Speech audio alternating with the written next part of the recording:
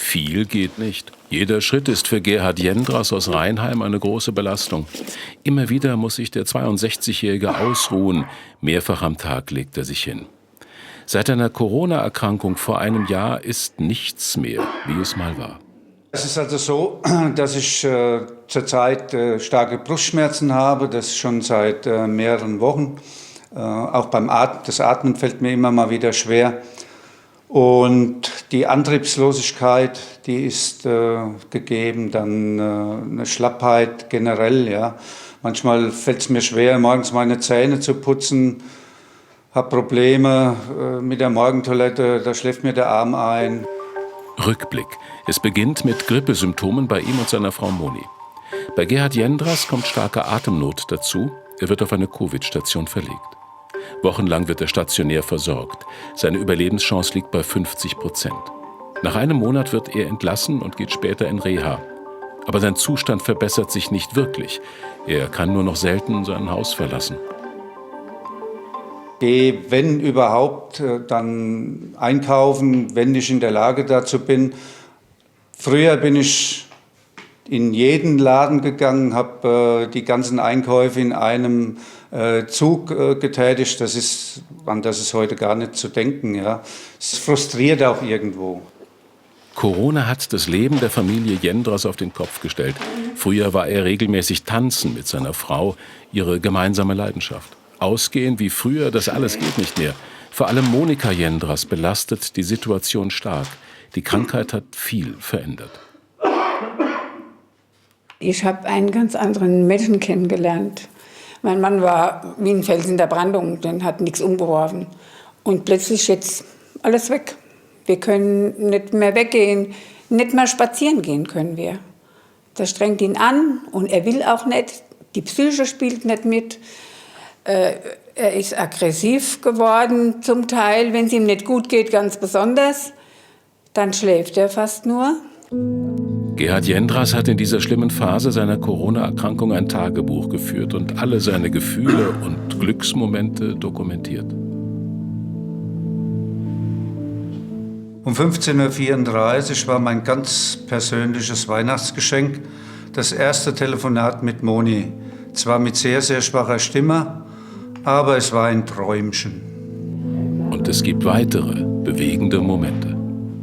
Dann ist da noch dieser sehr emotionale Besuch bei meiner Schwester.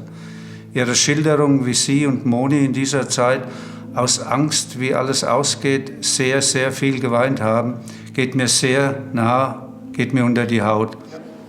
Gerhard Jendras ist nicht allein. Bis zu 8% der Corona-Erkrankten leiden unter den Folgen, dem sogenannten Post-Covid-Syndrom. Aber keiner weiß, wie es weitergeht. Auch für Aram Muradian, dem Hausarzt von Gerhard Jendras, ist es schwierig, die richtige Therapie zu finden.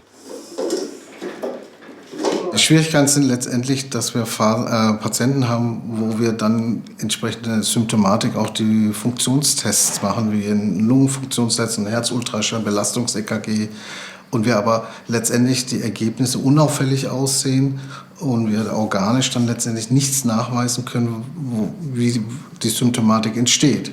Ja, macht manchmal den Eindruck, dass es dann vielleicht auch so eine Art psychosomatische Beschwerdesymptomatik ist, wo dann der Therapieansatz an einer ganz anderen Stelle zu suchen wäre.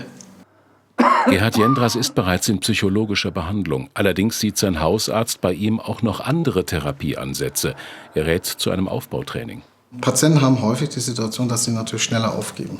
Sie Lust verlieren, dann keine Entwicklung sehen und dann aufgeben. Ja, und da ist natürlich die psychische Betreuung ganz wichtig, dass sie nicht aufgeben, dass sie dann trotzdem weitermachen. Der 62-Jährige kämpft weiter.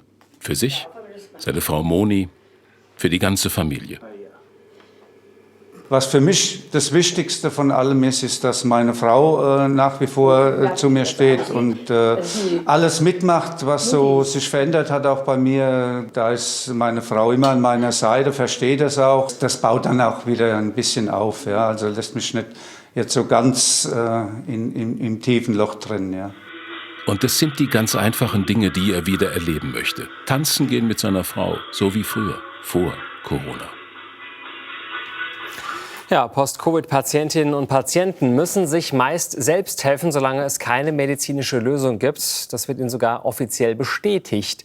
Bei Herrn Jendras aus dem Film ist es das Schreiben eines Tagebuchs, um besser mit der Situation klarzukommen. Und für Antje Klöß, die jetzt bei mir im Studio ist es eine Selbsthilfegruppe aus Darmstadt. Hallo, schönen guten Abend. Hallo, guten Abend. Sie sind im Dezember 2020 an Corona erkrankt. Da gab es noch keine Impfung damals. Wie geht es Ihnen jetzt heute, 2 Jahre danach? Welche Beschwerden haben Sie noch?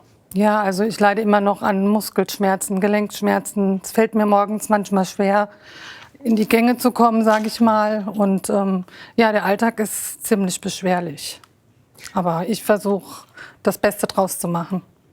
Ärztliche Unterstützung gibt es auch bei Ihnen nicht? Nein, gibt es nicht. Nein, okay. Überhaupt nicht. Das heißt, Sie haben sich jetzt bemüht, an einer Selbsthilfegruppe teilzunehmen. Erklären Sie mal, was passiert da genau? Also wir treffen uns alle 14 Tage und das sind alles auch Betroffene, die auch an Post-Covid leiden. Und da ist es einfach sehr wichtig, das Gespräch mit den Betroffenen auch zu suchen, auch das Gefühl zu haben, man ist mit diesem Thema nicht alleine. Und es tut gut. Ja? Es kommen manchmal auch Ärzte hinzu oder auch Psychologen, die uns auch manchmal in den Gruppen besuchen. Und das ist einfach sehr, sehr viel wert. Wie viele Leute sind da in so einer Gruppe? So ungefähr 14, 15, manchmal, also wir sind nicht immer alle da, ja, weil manchmal auch aus gesundheitlichen Gründen den Betroffenen es einfach auch schwerfällt, dann an dieser Gruppe teilzunehmen. Aber es ist mir sehr, sehr wichtig, weil ich mich verstanden fühle und dieses Verständnis in der Gruppe sehe. Und welche Altersgruppe ist es? Das ist so unterschiedlich. Also das ist von 20 Jahren bis Rentneralter, also quer durch alle Altersschichten. Und dieser Austausch ist für Sie einfach enorm wichtig? Absolut, absolut, weil es ist einfach so, dass auch im Umfeld, wenn jemand nicht betroffen ist, dieses Verständnis nicht wirklich gegeben ist, ja, weil man sieht mir es nicht an und deswegen ist es wichtig, dann auch mit Leuten zu reden, denen es genauso geht. Die können das dann auch alles nachempfinden und nachvollziehen, wie es einem geht und haben Verständnis auch. Jetzt haben Sie diese Selbsthilfegruppe im Prinzip ein bisschen selbst aber dann gefunden, ne? Da gab es noch keine Webseite? Nein, überhaupt nicht. Ich habe bei der Stadt Darmstadt mich informiert und dann auch online recherchiert und bin dann auf diese Gruppe gestoßen. Und dann konnte ich da Gott sei Dank auch noch präsent teilnehmen. Es gibt 2 verschiedene Gruppen. Also eine präsente Gruppe, wo ich dann auch drin bin, und aber auch eine Online-Gruppe. Aber mir war es wichtig, präsent in dieser Gruppe zu sein. Kostet das was? Nein, das kostet nichts. Okay, also man braucht auch nichts von der Krankenkasse, vom Arzt, sondern man kann einfach sich anmelden, teilnehmen. Genau. Okay. Es gibt inzwischen eine Internetseite, also falls da jemand betroffen ist und suchen möchte, Selbsthilfe-hessen.net. Dort finden Sie Informationen. Wie ist es denn für Sie jetzt mittlerweile? Es gibt ja nicht mehr so wirklich viele Corona-Beschränkungen, Maßnahmen, Maske tragen und so weiter. Wie groß ist die Angst für Sie, jetzt vielleicht sogar noch mal an Corona zu erkranken? Also die Angst ist sehr, sehr groß. Für mich ist es auch sehr, sehr schwierig, dass alle Maßnahmen aufgehoben worden sind, gerade bei Betroffenen. Ich bin Post-Covid betroffen und ich habe das Gefühl, das ist in der Gesellschaft gar nicht mehr so präsent. Und ich schütze mich immer noch mit Maske und ich bin vorsichtig. Können Sie denn aber ein ganz normales Leben ansonsten führen? Oder sagen Sie, ich war weder essen in der Zeit, ich war weder beim Konzert oder sonst was? Ich gehe auf keine Konzerte mehr, ich war auch keine Veranstaltungen. Also überall, wo ziemlich viele Menschen sind, versuche ich zu meiden. Ja? Oder ich schütze mich einfach mit Maske. Wie hat das Ihr Leben sonst verändert, auch mit Ihrem Mann? Ja, schon sehr, sehr schwierig. Ich meine, ich bin Mutter, also ich habe eine Patchwork-Familie, wir sind 5 Kinder und habe noch einen Hund und der Alltag ist ziemlich beschwerlich und ja, es hat sich schon einiges verändert, ja.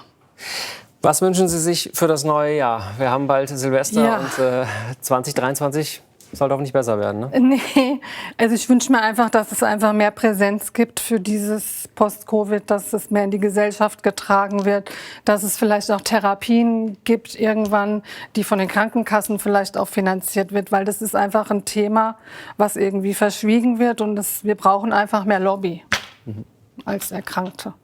Dankeschön, Frau Klöß, dass Sie heute bei uns waren, dass Sie so offen von Ihrer Krankheit und all diesen Erfahrungen berichtet haben. Und vielleicht können Sie damit ja ein paar anderen unserer Zuschauer auch helfen. Vielen Dank. Alles Gute. Dankeschön, danke.